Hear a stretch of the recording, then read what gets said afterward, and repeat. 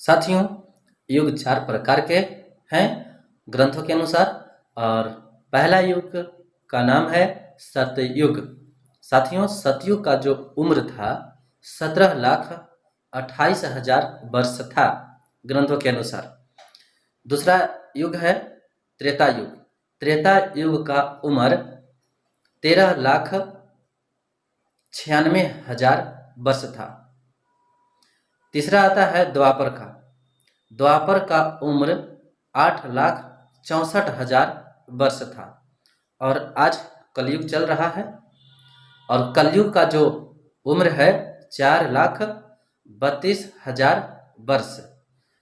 शास्त्रों के अनुसार ही कहा जाता है कि अभी जो कलयुग है 5,000 वर्ष बीत गया है, बाकी चल रहा है।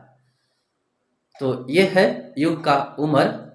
और बताना हम आप लोगों को चाहेंगे कि सतयुग में राजा हरिश्चंद्र का जन्म हुआ था।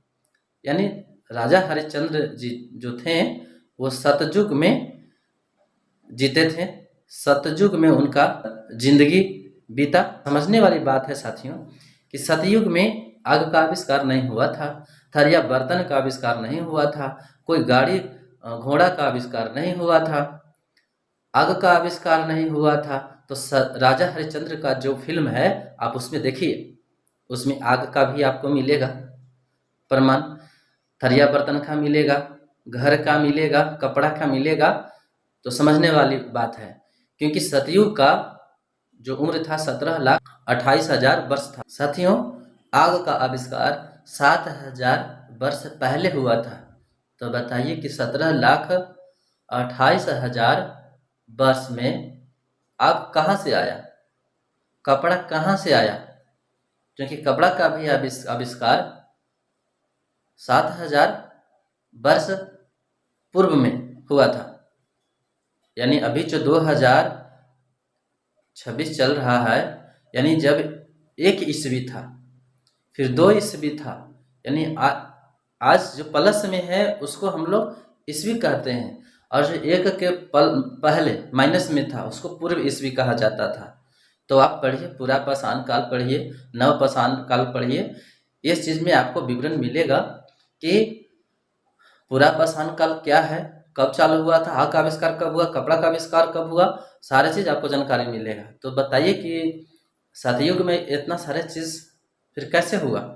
ये तो फिर बकवास है, ये तो इसका कोई प्रमाण नहीं है। और ये हम लोगों का भूगोल में ही तो लिखा हुआ है, सरकार प्रमाणित करता है इस बुक को, जो हम लोग सरकारी स्कूल में पढ़ते हैं, प्राइवेट में पढ़ते हैं। तो बताइए फिर वो कहाँ से आ गया? अब त्रेता का बोला जाता है कि त्रेता में राम जी का अवतार हुआ था। तो त्रेता का उम्र जो है 13,96,000 वर्ष है। तो आप रामायण देखे होंगे, रामायण में भी आग का आपको प्रमाण मिलता है। बताइए, कपड़ा का प्रमाण मिलता है, तलवार का प्रमाण मिलता है, जबकि ये सब चीज़ का आविष्कार नहीं हुआ था, पता ही नहीं था। बताइए, अब पढ़िए, शिक्षित बनिए, समझदार बनिए, तब बात करिए साथियों, क्योंकि जानना हम लोगों को बहुत ज़रूरी है। जब तक अंधविश्वास में जिएंगे तब तक हम लोगों को तरक्की होने वाला नहीं है। तो साथियों, हम उम्मीद करते हैं कि हमारा ये वीडियो आप लोगों को बहुत अच्छा लगा होगा और अच्छा भी लगेगा, क्योंकि ऐसे ऐसे जानकारी आप लोगों को देते जाएंगे और सच्चाई आप लोगों के सामने दिखाते जाएंगे, बताते जाएंगे। तो हमारे चैनल से जुड़े रहें।